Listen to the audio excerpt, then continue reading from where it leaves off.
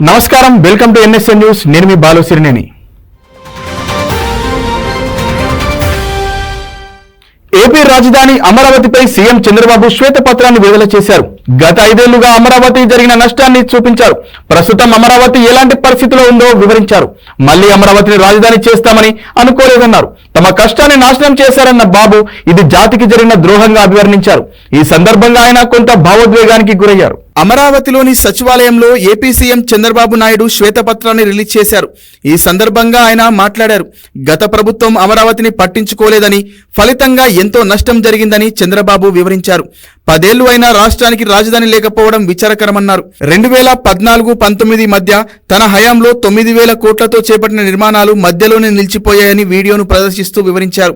తాము పడిన కష్టాన్నంతా వైసీపీ ప్రభుత్వం వృధా చేసిందన్న చంద్రబాబు ఒకంత భావోద్వేగానికి గురయ్యారు. అమరావతి చరిత్ర సృష్టించే నగరమని సీఎం చంద్రబాబు చెప్పారు. శాతవాహనుల కాలంలోనే అమరావతి కేంద్రంగా పాలన జరిగిందని గుర్తు చేశారు బాబు. రాష్ట్రంలో ఎటు చూసినా సమదూరం ఉన్న ఏకైక ప్రాంతం అమరావతిని పేర్కొన్నారు సీఎం. అందుకే దీన్ని రాజధానిగా నిర్ణయించామన్నారు. బుద్ధి జ్ఞానం ఉన్న ఏ వ్యక్తి కూడా రాజధానిగా అమరావతిని వ్యతిరేకించారన్నారు. కరుడుగట్టిన ఉగ్రవాది కూడా అమరావతిని అంగీకరిస్తారని చెప్పారు. తాను చేపట్టిన ఏ ప్రాజెక్టు అయినా విన్ విన్ పద్ధతిలోనే ముందుకు వెళ్తామన్నారు చంద్రబాబు. ప్రాజెక్టు నిర్మాణానికి భూములు ఇచ్చిన వారు కూడా సంతోషంగా ఉండాలన్నదే తమ ఉద్దేశమని చెప్పారు. అమరావతిలోనూ అదే విధంగా ల్యాండ్ పూలింగ్ నిర్వహించామని, ప్రపంచంలోనే అతిపెద్ద ల్యాండ్ పూలింగ్ అమరావతిదే అన్నారు. వరల్డ్ బ్యాంక్ దీనిని ఓ కేస్ స్టడీగా చూపిందని గుర్తు చేశారు. ఉద్యోగ ఉపాధి అవకాశాల కోసం తాను అమరావతిని నిర్మించాలని చూస్తే జగన్ విధ్వంసం సృష్టించారని చంద్రబాబు విమర్శించారు. ఉద్యోగ ఉపాధి అవకాశాలు లేక విద్యార్థులు ఇక్కడి నుంచి వెళ్లిపోయారని ఆవేదన చెందారు. జగన్ ప్రభుత్వం చేసిన అరాచక పాలన పనుల కారణంగా వరల్డ్ క్లాస్ క్యాపిటల్ గా మారాల్సిన అమరావతి ఇప్పుడు దెబ్బతిందన్నారు. ఇటీవల స్వర్గస్థులైన రామోజీరావు కూడా ఎంతో రీసెర్చ్ చేసి తనకు అమరావతి పేరును సూచించారని చంద్రబాబు గుర్తు చేశారు.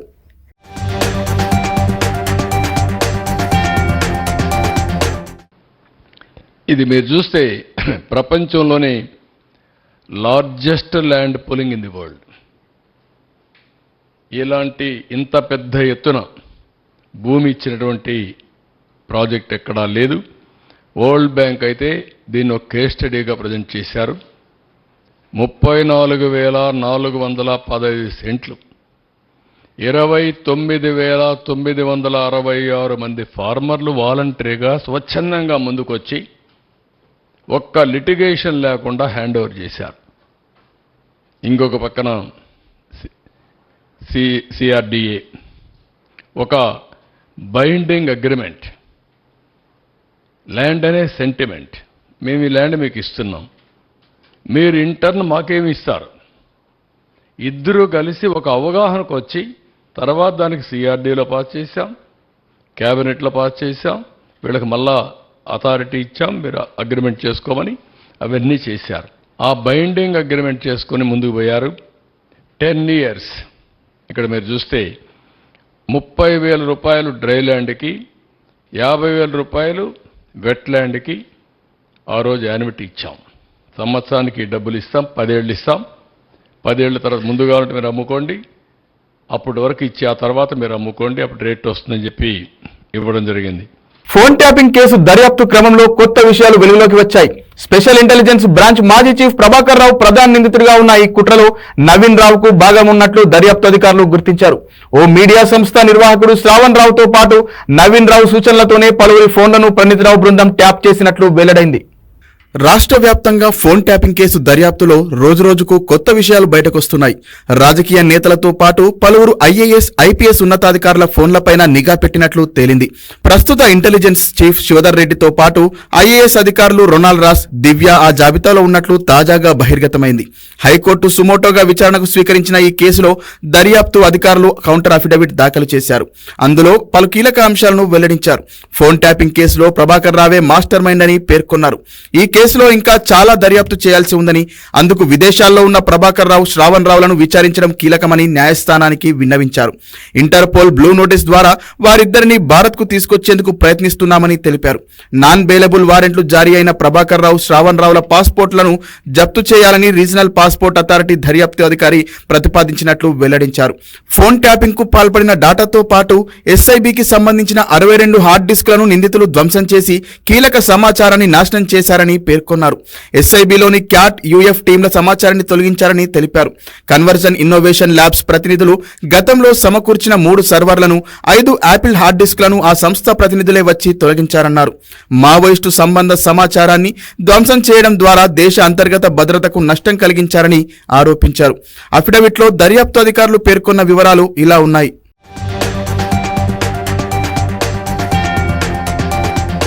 కేటీఆర్, ఎమ్మెల్సీ నవీన్ రావు తదితర బీఆర్ఎస్ నేతల ఆదేశాల మేరకు సైబరాబాద్ పోలీసులపై ప్రభాకర్ రావు ఒత్తిడి తెచ్చి సారనాల శ్రీధర్ రావుపై క్రిమినల్ కేసులు పెట్టించారు. ప్రస్తుత సీఎం రేవంత్ రెడ్డితో పాటు ఆయన కుటుంబ సభ్యులు, సన్నిహితుల సంభాషణలను ప్రణీత్ బృందం ఇంటర్సెప్ట్ చేసింది.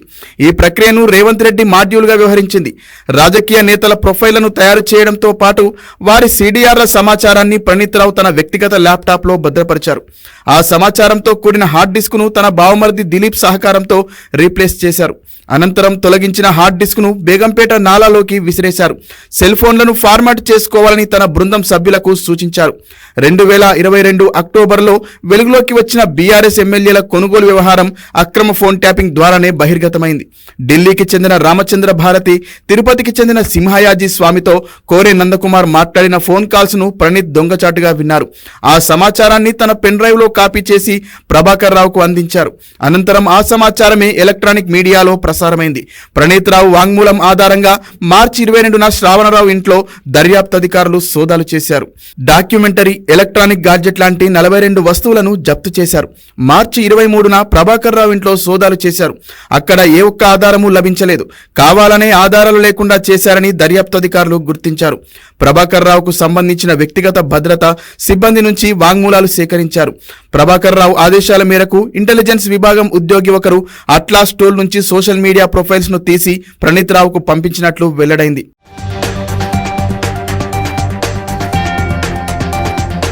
ప్రభాకర్ రావు ఎస్ఐబి చీఫ్ గా పనిచేసి 2020 జూన్ 30న పదవి విరమణ పొందారు. అనంతరం జూలై 1 నుంచి 3 ఏళ్ల కాలానికి ఆయన్ని చీఫ్ ఆఫ్ ఆపరేషన్స్ గా పునర్నియమించారు. జూలై 10న హోంశాఖ ముఖ్య కార్యదర్శి జీవో నెంబర్ 18 జారీ చేశారు. అధికారికంగా ఫోన్ ట్యాపింగ్ చేసేందుకు ఉద్దేశించిన జీవోల్లో మార్పులు చేస్తూ ప్రభాకర్ రావుకు బాధ్యతల్ని కట్టబెడుతూ ఉత్తర్వులు ఇచ్చారు. టెలిఫోన్లను, ఇంటర్నెట్ సర్వీసెస్ ను ఇంటర్సెప్ట్ చేసేందుకు అధికృత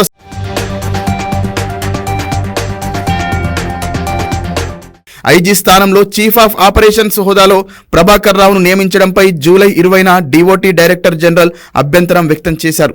మరుసటి రోజే డిఓటీ డీజీకి తెలంగాణ ఇంటెలిజెన్స్ అప్పటి ఐజీ ప్రత్యుత్తరం ఇచ్చారు. ఐజీ హోదాలోని విరమణ పొంది పునర్నియామకం పొందినందువల్లే ప్రభాకర్ రావును అధికృత సంతకందారుడిగా నియమించినట్లు వెల్లడించారు. అదే నెల 22న డిఓటీ సహా అందరూ టెలికాం సర్వీస్ ప్రొవైడర్లు, ఇంటర్నెట్ సర్వీస్ ప్రొవైడర్లకు అప్పటి హోంశాఖ కార్యదర్శి లేఖలు రాశారు. ఇండియన్ టెలిగ్రాఫ్ రూల్స్ 419A కింద ప్రభాకర్ రావును అధికృత సంతకందారుగా నియమించినట్లు లేఖల్లో పేర్కొన్నారు.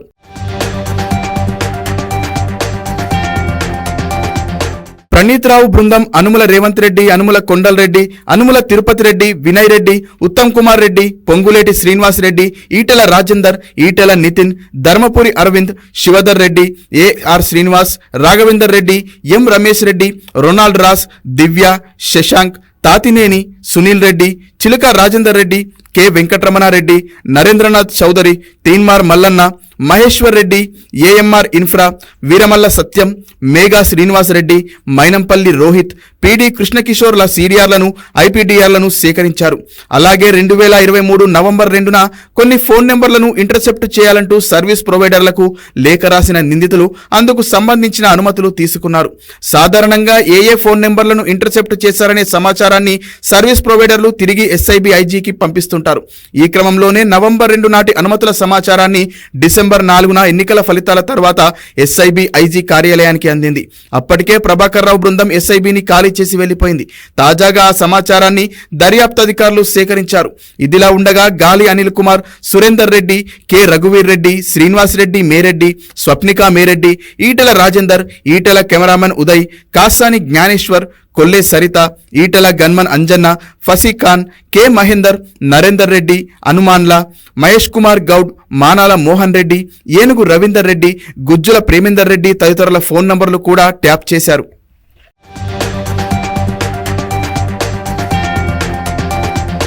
రాజకీయాల్లో ప్రజా జీవితంలో ఏదీ శాశ్వతం కాదన్నారు మంత్రి పొన్నం ప్రభాకర్. 5 సంవత్సరాలు పదవి బాధ్యతలు పూర్తి చేసుకున్న ఎంపీపీ, జెడ్పీటీసీ, ఎంపీటీసీలకు అభినందనలు తెలిపారు మంత్రి. మళ్లీ అందరూ ప్రజాప్రతినిధులుగా రావాలని కోరుకుంటున్నారని, కష్టపడిన వారందరికీ మళ్లీ అవకాశాలు వస్తాయన్నారు. సిద్దిపేట జిల్లా కోహెడలో మండల ప్రజా పరిషత్ సభ్యుల ఆత్మీయ సన్మాన కార్యక్రమంలో ముఖ్య అతిథిగా రవాణా శాఖ మంత్రి పొన్నం ప్రభాకర్ హాజరయ్యారు. 5 సంవత్సరాల పదవీకాలం పూర్తి చేసుకున్న మండల ప్రజా పరిషత్ సభ్యులను శాలువాలతో సన్మానించారు. అనంతరం మంత్రి మాట్లాడుతూ భారతదేశంలో స్థానిక సంస్థలకు సంబంధించిన హక్కులు, బాధ్యతలు హరింపబడ్డాయన్నారు.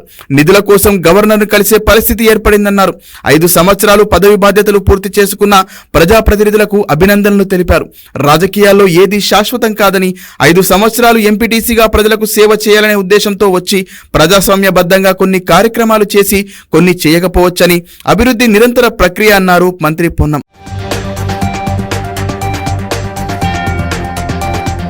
చట్టసభల్లో కేటాయించబడ్డ నిధులు గ్రామీణ ప్రాంతాల్లో ప్రజలకు చేరవేసే వేదిక మండల ప్రజా పరిషత్ అని, ఎన్నికల్లో మనం పనిచేసిన దానికి అది నిదర్శనంగా ఉంటుందన్నారు పొన్నం ప్రభాకర్. మళ్లీ అందరూ ప్రజా ప్రతినిధులుగా రావాలని కోరుకుంటున్నానని తెలిపారు మంత్రి. కష్టపడిన వారందరికీ మళ్లీ అవకాశాలు వస్తాయని, తాను పార్లమెంటు సభ్యుడిగా ఉన్నప్పుడు లోపల కొట్టుకున్న బయట కలిసి ప్రజా సమస్యలపై కలిసి మాట్లాడే వాళ్ళమని, అదే ప్రజాస్వామ్య విలువ అన్నారు రవాణా శాఖ మంత్రి. తనకు మంత్రులతో ఉన్న సాన్నిహిత్యంతో అన్ని పనులు చేయడానికి కృషి చేస్తున్నామన్నారు. పదవీ కాలం పూర్తి చేసుకున్న మండల ప్రజా పరిషత్ సభ్యులు రాజకీయంగా మరింతగా ఎదగాలని ఆకాంక్షించారు రవాణా శాఖ మంత్రి పొన్నం ప్రభాకర్.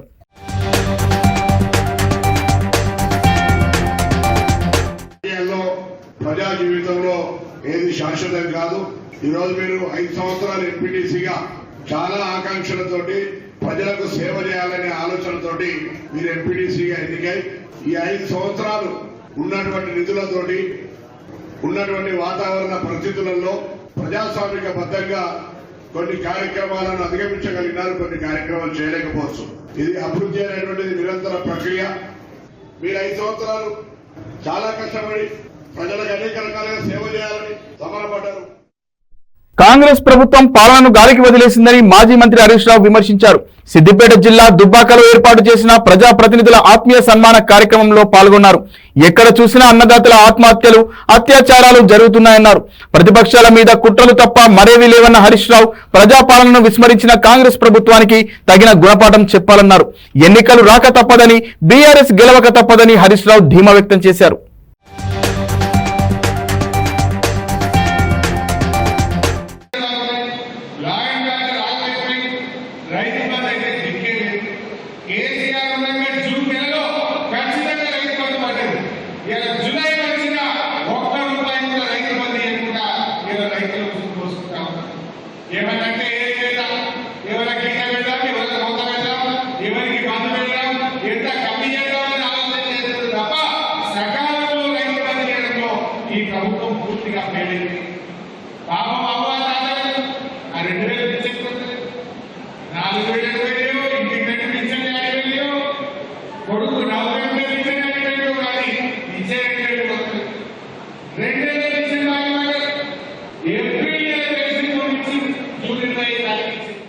వైసీపీ వేధింపులతో రాష్ట్రంలో పారిశ్రామికవేత్తలు ఆందోళన చెందారని పరిశ్రమల శాఖ మంత్రి టీజీ భరత్ అన్నారు.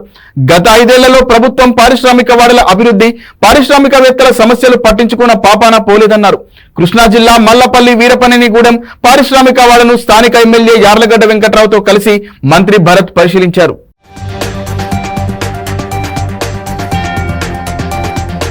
రాష్ట్ర ప్రభుత్వ ఉద్యోగుల బదిలీలపై ఉన్న నిషేధాన్ని ఎత్తివేస్తూ ఆర్థిక శాఖ ఉత్తర్వులు జారీ చేసింది.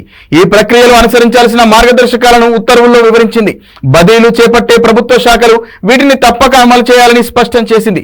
ప్రభుత్వ గుర్తింపు పొందిన ఉద్యోగ సంఘాల నాయకులను సైతం 2012లో జారీ చేసిన ఉత్తర్వుల ప్రకారం తప్పనిసరిగా బదిలీ చేయాలని తెలిపింది. ప్రభుత్వ ఉద్యోగుల ట్రాన్స్ఫర్స్ పై నిషేధాన్ని ఆర్థిక శాఖ ఎత్తివేసింది. ఉత్తర్వుల్లో పేర్కొన్న అంశాలతో పాటు కొన్ని కండిషన్లు పెట్టింది. బదిలీల మార్గదర్శకాలు 6 శాఖలకు వర్తించవని, వాటి అవసరాల దృష్ట్యా మార్పులు చేర్పులు చేసి అమలు చేసుకోవచ్చని ప్రభుత్వం మినహాయింపునిచ్చింది. వాణిజ్య పన్నులు, ఎక్సైజ్, రవాణా, విద్య, అటవీ, పోలీస్ శాఖలకు ఈ వెసులుబాటు కల్పించింది. వాస్తవానికి 5 ఏళ్లు ఒకే చోట పనిచేసిన ఉద్యోగిని మాత్రమే ఖచ్చితంగా బదిలీ చేయాలనే నిబంధన గతంలో ఉంది.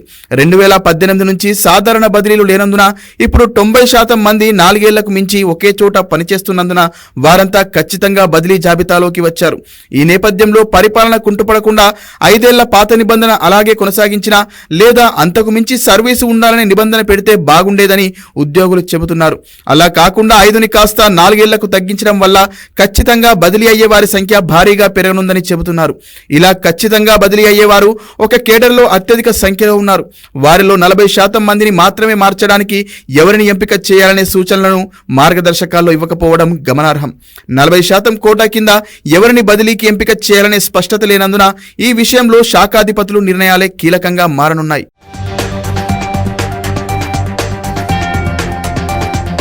ఆర్థిక శాఖ జారీ చేసిన మార్గదర్శకాలలో అస్పష్టత కారణంగా హైదరాబాద్, వరంగల్, ఖమ్మం, కరీంనగర్ వంటి నగరాల్లోని పోస్టులకు ఎక్కువ డిమాండ్ ఉండే అవకాశం ఉంది.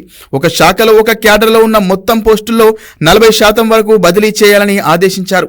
ఒక స్థానంలో 4 ఏళ్ల సర్వీసు పూర్తి చేసుకున్న వారందరినీ బదిలీ చేయాలని పేర్కొన్నారు. ఇంతకు ముందు 2018లో సాధారణ బదిలీలు జరిగాయి.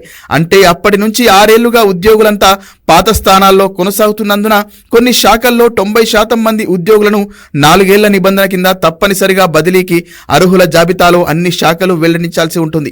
వీరిలో భార్యాభర్తలు 2025 జూన్ 30లోగా రిటైర్ అయ్యేవారు కోరుకున్న స్థానాన్ని తప్పనిసరిగా ఇవ్వాలని నిబంధన పెట్టారు. త్వరలో రిటైర్ అయ్యే వాళ్ళు నగరాలకు వచ్చిన ఏడాది కల్లా రిటైర్మెంట్తో ఆ పోస్టులు మళ్లీ ఖాళీ కానున్నాయి. 2025 జూన్ 30లోగా రిటైర్ అయ్యే వారిని బదిలీ చేయవద్దని ఒక నిబంధన పెట్టి వారు కోరుకుంటే ఎక్కడైనా ఇవ్వొచ్చని మరో నిబంధన పెట్టడంతో మార్గదర్శకాల్లో అస్పష్టత ఏర్పడింది. ఇలాంటి వారంతా తప్పనిసరిగా నగరాలు లేదా వాటికి దగ్గరగా ఉన్న పోస్టులనే ఎంచుకుంటారు. మరోవైపు నగరాల్లోని ఉద్యోగుల్లో 90% మంది 4 ఏళ్లకు పైగా ఒకే చోట పనిచేస్తున్నందున వీరి పోస్టులన్నీ గ్రామీణ ప్రాంతాల్లో ఉన్నవారు తమకే ఇవ్వాలని గట్టిగా పట్టుబట్టే అవకాశాలున్నాయి.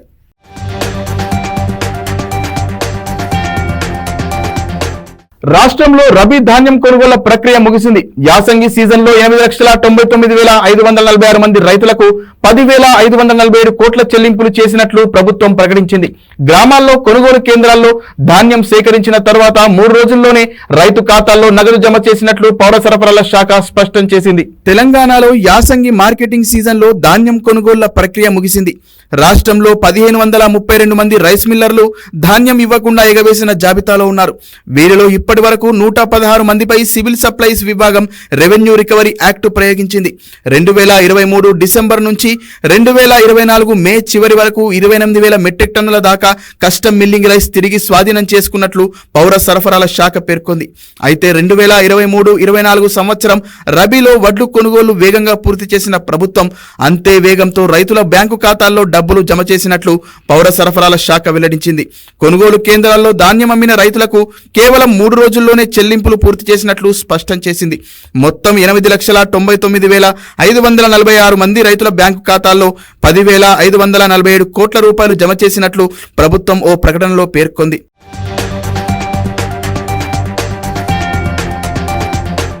గత ప్రభుత్వం ధాన్యం కొనుగోళ్ల ప్రక్రియ పూర్తయినప్పటికీ రైతులకు సకాలంలో డబ్బులు చెల్లించడంలో విఫలమైందని ప్రభుత్వం ప్రస్తావించింది. ఈసారి రైతులు డబ్బుల కోసం ఎదురుచూసే పరిస్థితి ఉండొద్దని ముఖ్యమంత్రి రేవంత్ రెడ్డి స్పష్టమైన ఆదేశాలు జారీ చేశారు. ఈ నేపథ్యంలో పౌర సరఫరాల శాఖ ధాన్యం అమ్మిన రైతులందరికీ 3 రోజుల్లోనే డబ్బులు చెల్లించి కొత్త రికార్డు నెలకొల్పిందని ప్రకటించింది. గతంలో ఎన్నడూ లేని విధంగా ఈ ఏడాది ప్రభుత్వం కొనుగోలు కేంద్రాలను కూడా ముందుగా ప్రారంభించింది. ఏప్రిల్లో కాకుండా ఈసారి 2 వారాల ముందుగా అంటే మార్చి 25 నుంచే కొనుగోళ్లు ప్రారంభించింది. రబీ సీజన్ ధాన్యం కొనుగోలుకు రాష్ట్ర వ్యాప్తంగా 7,178 ధాన్యం కొనుగోలు కేంద్రాలను ఏర్పాటు చేసింది. కాగా గత ఏడాది ఇదే సీజన్లో కేవలం 6,889 సెంటర్లు నెలకొల్పింది బీఆర్ఎస్ ప్రభుత్వం.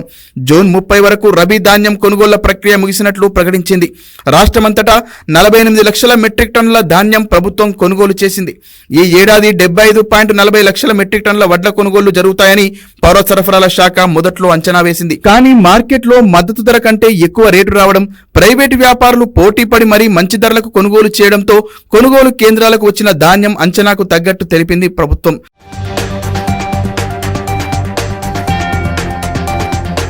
ఈదురుగాలులు అకాల వర్షాలకు కూడా రైతులు నష్టపోకుండా ఈసారి కొనుగోలు కేంద్రాల్లో పౌర సరఫరాల శాఖ పక్కాగా ఏర్పాట్లు చేసి సీఎం ఆదేశాలతో కొనుగోలు కేంద్రాల్లో తడిసిన ధాన్యం కొనుగోలు చేసినట్లు ప్రభుత్వ వర్గాలు పేర్కొన్నాయి. గతంలో ధాన్యం కస్టమ్ మిల్లింగ్ చేసి బియ్యం తిరిగి ఇవ్వకుండా బకాయి పడ్డ రైస్ మిల్లర్లకు ఈసారి ధాన్యం కేటాయించలేదు.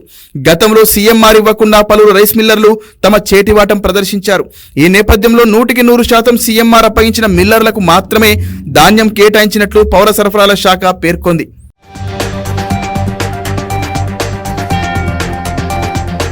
ఆరోగ్య తెలంగాణ లక్ష్యంగా రాష్ట్రంలోని ప్రజలందరి సమగ్ర ఆరోగ్య సమాచారాన్ని సేకరించేందుకు వైద్యారోగ్య శాఖ కసరత్తు చేస్తోంది.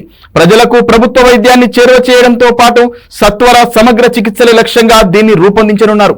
ప్రతి ఒక్కరికి ప్రత్యేక గుర్తింపు సంఖ్యను కేటాయించి ఆరోగ్య కార్డులను అందిస్తారు. తెలంగాణ ప్రజలందరి ఆరోగ్య సమాచారాన్ని సేకరించేందుకు వైద్యారోగ్య శాఖ రంగంలోకి దిగింది. ఈ మేరకు అవసరమైన కార్యాచరణను వైద్యారోగ్య శాఖ ప్రారంభించింది. వచ్చే ఏడాది నుంచి అన్ని ప్రభుత్వ, ప్రైవేటు బోధనాసుపత్రుల్లో ఆయుష్మాన్ భారత్ ఆరోగ్య ఖాతా గుర్తింపు సంఖ్యను విధిగా నమోదు చేయాలని జాతీయ వైద్య మండలి ఆదేశించింది. బోధనాసుపత్రులకు చికిత్సల కోసం వచ్చేవారి వివరాలను రిజిస్ట్రేషన్ చేస్తున్నప్పుడు ఆసుపత్రి రిజిస్ట్రేషన్ సంఖ్యతో పాటు ఆభా సంఖ్యను తప్పనిసరిగా నమోదు చేయాలంది. ఈ నేపథ్యంలో రోగుల హెల్త్ ప్రొఫైల్ అవసరం ఉంటుందని వైద్యారోగ్య శాఖ పేర్కొంటోంది.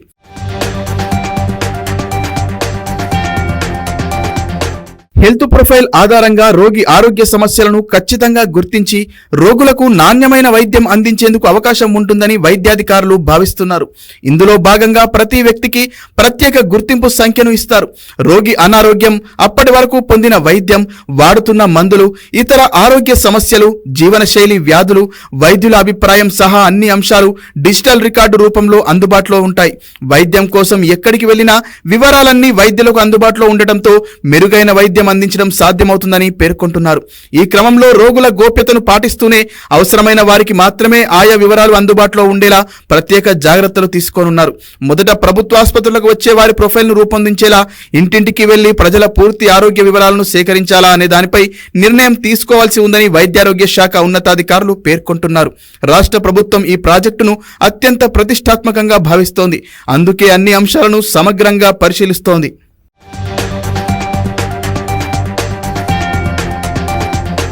రాష్ట్ర మంత్రివర్గ విస్తరణ, పీసీసీ చీఫ్ నియామకాన్ని కాంగ్రెస్ హైకమాండ్ ప్రస్తుతానికి పక్కన పెట్టినట్లు తెలుస్తోంది. ముఖ్య నేతల మధ్య ఏకాభిప్రాయం కుదరకపోవడంతో మరికొంత కాలం వెయిట్ చేద్దామనే నిర్ణయానికి ఢిల్లీ పెద్దలు వచ్చినట్లు సమాచారం.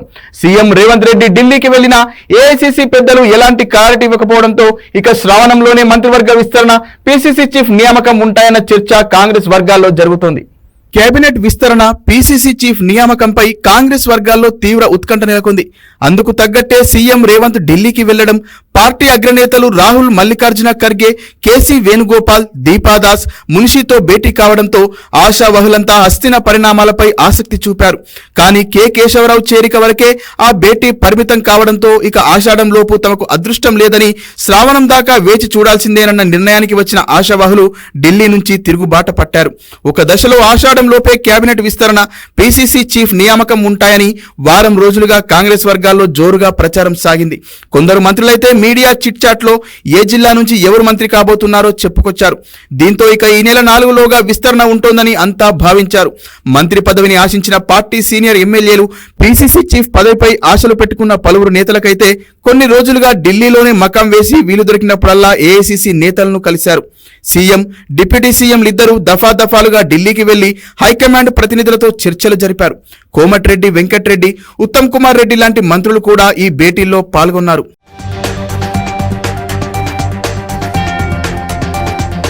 మంత్రివర్గ విస్తరణలో సామాజిక వర్గాలను దృష్టిలో పెట్టుకోవడం, ప్రాతినిధ్యం లేని జిల్లాలకు చోటు కల్పించడం, అసెంబ్లీ ఎన్నికల ముందు పార్టీలో చేరిన వారికి మంత్రి పదవి ఇస్తామన్న హామీని నిలబెట్టుకోవడం లాంటి పలు అంశాలను పరిగణలోకి తీసుకోవాలని కాంగ్రెస్ హైకమాండ్ భావించింది.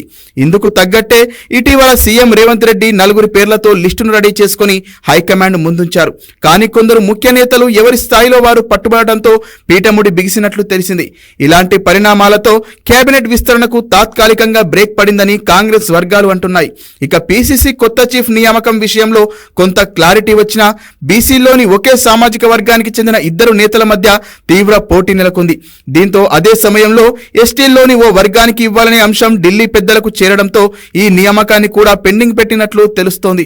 నామినేటెడ్ పోస్టుల భర్తీని కూడా కొంతకాలం వాయిదా వేస్తేనే మంచిదనే నిర్ణయానికి హైకమాండ్ వచ్చినట్లు ప్రచారం జరుగుతోంది. దీంతో ఆశావాహులంతా ఇక శ్రావణం వరకు ఎదురు చూడాల్సిన పరిస్థితి ఏర్పడింది.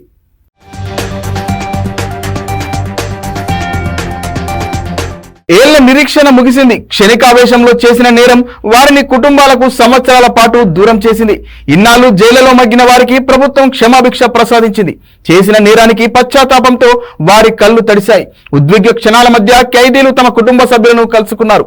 నేటి నుంచి నూతన జీవితం ప్రారంభించనున్న వారికి జైళ్ల శాఖ మార్గదర్శనం చేసి ఉపాధి అవకాశాలను చూపించింది.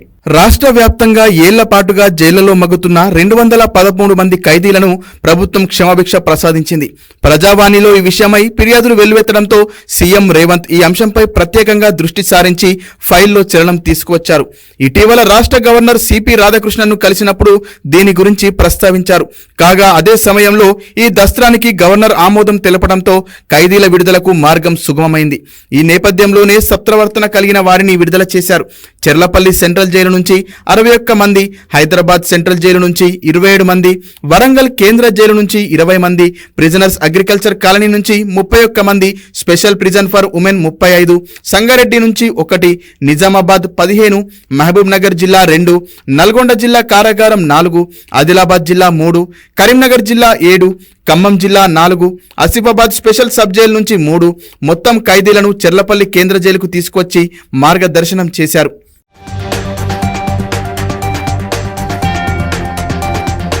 అనంతరం విడుదలైన ఖైదీల్లో 33% మందికి పెట్రోల్ బంకులో కార్పెంటర్లుగా, వెల్టర్లుగా ఉద్యోగం కల్పించారు పోలీసులు.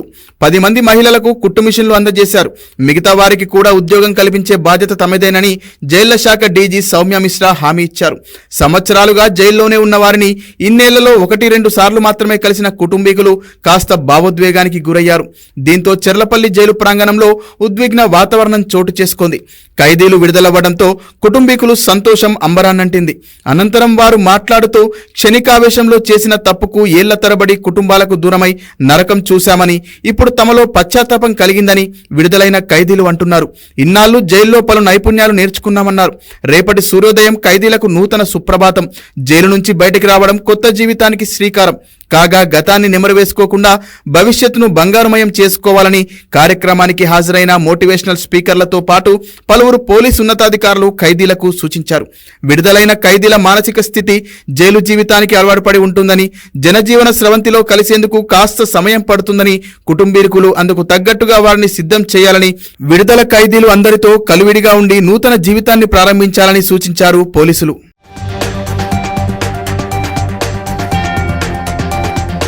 నిర్మల్ జిల్లాలో కొంతకాలంగా గుట్కా మాఫియా రెచ్చిపోతుంది. పట్టణ గ్రామీణ ప్రాంతాలనే తేడా లేకుండా నిషేధిత గుట్కాలను యథేచ్ఛగా అమ్ముతూ కోట్ల రూపాయలు దండుకుంటుంది ముఠా. గుట్కా సరఫరా చేసే వ్యాపారులపై కేసులు పెడుతున్నప్పటికీ దందాను ఆపకుండా వివిధ మార్గాల్లో కొనసాగిస్తూనే ఉన్నారు. ఈ క్రమంలో గుట్కా దందాపై పోలీసులు స్పెషల్ ఫోకస్ పెట్టారు. నిర్మల్ జిల్లా వ్యాప్తంగా గుట్కా నిల్వలు గుట్టలుగా బయటపడుతున్నాయి. గుట్టు చప్పుడు కాకుండా గోదాంలో డంప్ చేస్తున్నారు. కాగా కాంగ్రెస్ ప్రభుత్వం రాష్ట్రంలో ప్రజల ఆరోగ్యాన్ని దృష్టిలో పెట్టుకుని గుట్కా, పాన్ మసాలాపై ఏడాది పాటు నిషేధం విధిస్తూ ఉత్తర్వులు జారీ చేసింది. వీటిలో ఆరోగ్యానికి హాని కలిగించేవి ఉండటంతో వాటిని నిషేధించినట్లు పేర్కొంది. గుట్కా, పాన్ మసాలాను తయారు చేసినా, నిల్వ ఉంచినా, రవాణా చేసినా, విక్రయించినా కఠిన చర్యలకు ఆదేశించింది ప్రభుత్వం. ఈ నేపథ్యంలో జిల్లాలో గుట్కా స్థావరాలపై పోలీసులు నిఘా పెట్టారు. గుట్కాపై నిషేధం విధించడంతో జిల్లా ఎస్పీ జానకి షర్మిల ఆదేశాలతో జిల్లా వ్యాప్తంగా పోలీసులు ముమ్మర తనిఖీలు చేపడుతున్నారు. ఒకే రోజులో 3 బృందాలుగా విడిపోయి గుట్కా గోదాములపై దాడులు నిర్వహించారు. బైంసా పట్టణంలో సుమారు 6 లక్షల గుట్కాను పట్టుకుని స్వాధీనం చేసుకున్నారు. ఇదిలా ఉండగా మహారాష్ట్ర నుంచి పెద్ద ఎత్తున గుట్కా సరఫరా అవుతున్నట్లు తెలుస్తోంది.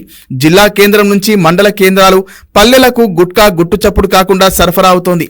ఈ క్రమంలోనే పోలీసులు కొన్ని రోజులుగా దాడులు చేస్తుండటంతో ఈ దందా పెద్ద ఎత్తున బయటపడుతోంది. రాష్ట్రంలో డ్రగ్స్ నియంత్రణను ముఖ్యమంత్రి రేవంత్ రెడ్డి సీరియస్ గా తీసుకోవడంతో జిల్లాలో గుట్కా, గంజాయి తదితర మాదక ద్రవ్యాలపై పోలీసులు ఉక్కుపాదం మోపుతున్నారు. ఎవరైనా అమ్మినట్టయితే, గోదాంలో నిల్వ ఉంచినట్లయితే వారిపై చట్టపరమైన చర్యలు తీసుకుంటామని హెచ్చరిస్తున్నారు. బీహార్లో మరో వంతెన కూలిపోయింది. భారీ వర్షాలకు సివాన్ జిల్లాలోని గండకి నదిపై ఉన్న వంతెనలోని ఒక భాగం కుప్పకూలింది. ఈ ఘటన వల్ల ఎలాంటి ప్రాణ నష్టం జరగలేదని, రాకపోకలకు అంతరాయం మాత్రమే ఏర్పడిందని అధికారులు తెలిపారు. బీహార్లో వంతెన కూలిన ఘటన గత 15 రోజుల్లో ఇది 7వ కావడం గమనార్హం. ఈ వారధి మహారాజ్ గంజ్ తో అనేక గ్రామాలను కలుపుతోంది. గత 11 రోజుల్లో సివాన్ జిల్లాలో కూలిన 2వ వంతెన ఇది.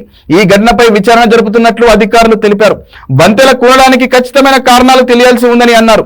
1982-83లో ఈ వంతెనను నిర్మించారని, కొన్ని రోజులుగా దానికి మరమ్మత్తు పనులు జరుగుతున్నాయని వెల్లడించారు. గత కొన్ని రోజులుగా కురుస్తున్న భారీ వర్షాల వల్ల గండకీ నది ఉప్పొంగి ప్రవహించడం వల్లే వంతెన కూలి ఉంటుందని స్థానికులు తెలిపారు.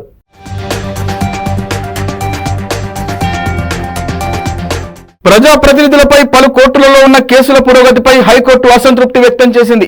నిందితులు సాక్షులను నోటీసులు జారీ చేయడంలో సరిగ్గా వ్యవహరించడం లేదంటూ హైకోర్టు పేర్కొంది. దీంతో అదనపు అడ్వకేట్ జనరల్ కల్పించుకొని నోటీసుల జారీలో ఎక్కడా ఇబ్బందులు తలెత్తకుండా చూసుకుంటామని ధర్మాసనానికి తెలిపారు. ప్రజాప్రతినిధులపై ఉన్న కేసుల గురించి హైకోర్టు మరోసారి విచారణ చేపట్టింది. ప్రజాప్రతినిధులపై ఉన్న కేసులను త్వరగా విచారించాలని సుప్రీంకోర్టు జారీ చేసిన ఉత్తర్వుల ఆధారంగా హైకోర్టు సుమోటోగా విచారణకు స్వీకరించింది. హైకోర్టు ప్రధాన న్యాయమూర్తి జస్టిస్ అలోక్ ఆరాధే, జస్టిస్ వినోద్ కుమార్లతో కూడిన ప్రత్యేక ధర్మాసనం విచారణ చేపట్టింది. ప్రజాప్రతినిధులపై రాష్ట్ర వ్యాప్తంగా పలు కోర్టులలో 259 కేసులున్నట్లు రిజిస్ట్రీ నివేదిక సమర్పించారు. కేసుల విచారణను వేగవంతం చేయాలని ఆయా కోర్టులను ఆదేశించింది. విచారణకు సంబంధించిన నివేదికను సమర్పించాలని ఆదేశిస్తూ ఈ నెల 23వ తేదీకి వాయిదా వేసింది.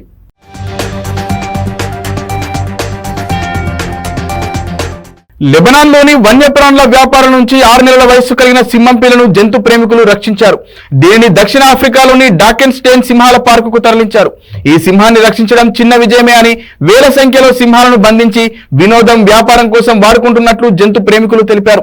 సింహాలను నిర్దిష్ట ప్రాంతంలో నిర్బంధించి వేటాడడం, వాటి ఎముకలను సాంప్రదాయ ఔషధాల తయారీకి ఆగ్నేయాసియాకు తరలించడం వంటి చర్యలకు వ్యాపారులు పాల్పడుతున్నారు. దక్షిణాఫ్రికాలో 300కి పైగా సింహాలను బంధించి పెంచే వ్యాపారాలున్నాయి. వాటిలో మొత్తం 7,000 కంటే ఎక్కువగా సింహాలు ఉన్నట్లు జంతు ప్రేమికులు తెలిపారు. ఈ క్రమంలో రంగంలోకి దిగిన వన్యప్రాణుల సంరక్షణ సంఘాలు నిర్బంధ సింహాల పెంపకాన్ని నిలిపివేయాలని డిమాండ్ చేశాయి. ఈ అంశంపై ప్రభుత్వం సైతం సానుకూలంగా ఉన్నట్లు తెలుస్తోంది.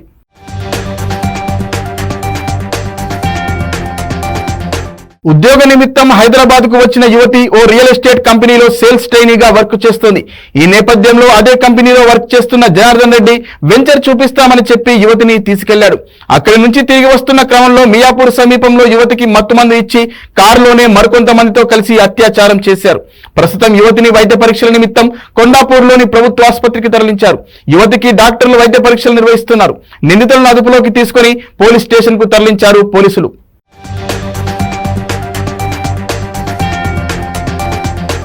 జార్ఖండ్ ముక్తి మోర్చా జేఎంఎం కార్యనిర్వాహక అధ్యక్షుడు హేమంత్ సోరెన్ మరోసారి ముఖ్యమంత్రి అయ్యేందుకు మార్గం సుగమమైంది. ప్రస్తుత జార్ఖండ్ సీఎం చాంపై సోరెన్ రాజీనామా చేశారు. గవర్నర్ రాధాకృష్ణన్ కు రాజీనామా లేఖ ఇచ్చారు. మనీ లాండరింగ్ కేసులో ఈడీ అరెస్టు చేసిన జనవరి 31న హేమంత్ సీఎం పదవికి రాజీనామా చేశారు. తర్వాత చాంపై సోరెన్ సీఎం గా బాధ్యతలు చేపట్టారు. తాజాగా జార్ఖండ్ హైకోర్టు బెయిల్ ఇవ్వడంతో జూన్ 28న హేమంత్ జైలు నుంచి విడుదలయ్యారు.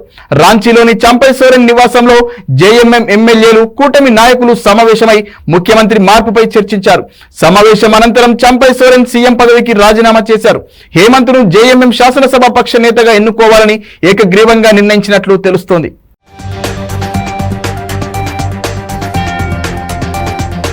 నెల్లూరు జిల్లా కావలి సమీపంలో ఓ ప్రైవేటు ట్రావెల్స్ బస్సులో జరిగిన భారీ చోరీ కేసును పోలీసులు ఛేదించారు.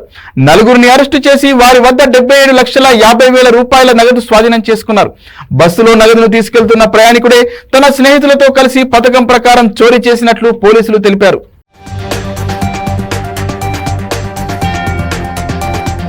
చెన్నకేశవరెడ్డి అని ఒక ఆయన కంప్లైంట్ ఇచ్చారు. ఏంటంటే ఆయన మనీ తీసుకెళ్తూ 80 lakhs అమౌంట్ కన్స్ట్రక్షన్ కంపెనీ మీద లిక్విడ్ క్యాష్ చెన్నై తీసుకెళ్ళాలి. ప్రైవేట్ ట్రావెల్స్ లో బస్ ట్రావెల్ చేస్తూ ఉన్నారు. ట్రావెలింగ్ లో ఉన్న ఆయనతో పాటు అకౌంటెంట్ ఒక ఆయన ఉన్నారు, హర్నాథ్ రెడ్డి అని, ఆయనతో తీసుకెళ్తుంటే మధ్యలో దొంగతనం జరిగింది. ఒక వ్యక్తి హర్నాథ్ రెడ్డి గారిని ఒక కచ్చిఫ్లో మత్తుమందు ఇచ్చి పడుకోబెట్టి అక్కడున్న డబ్బులు సంచి తీసుకెళ్లిపోయాడు అని చెప్పి కంప్లైంట్ చేశారు. వినోద్ అండ్ రమేష్ వీళ్ళిద్దరు కూడా ఒక హర్నాథ్ రెడ్డి అన్న ఆయనకి ఫ్రెండ్స్. ఇలా డబ్బులు వస్తున్నాయని తెలిసి ఇది ఎలాగైనా సరే కొట్టేయాలి అనే దురుద్దేశంతో వాళ్ళు ప్లాన్ చేసుకుని ఎవరో దొంగతనం చేసినట్టుగా చెప్పి ఆ ఒక బాడుకు ఒక కారు కొనుక్కుని ఆ కారులో రిటర్న్ అయిపోయి వాళ్ళు వెళ్ళిపోవడం జరిగింది. మరిన్ని వార్తలతో మళ్ళీ కలుద్దాం. నమస్కారం.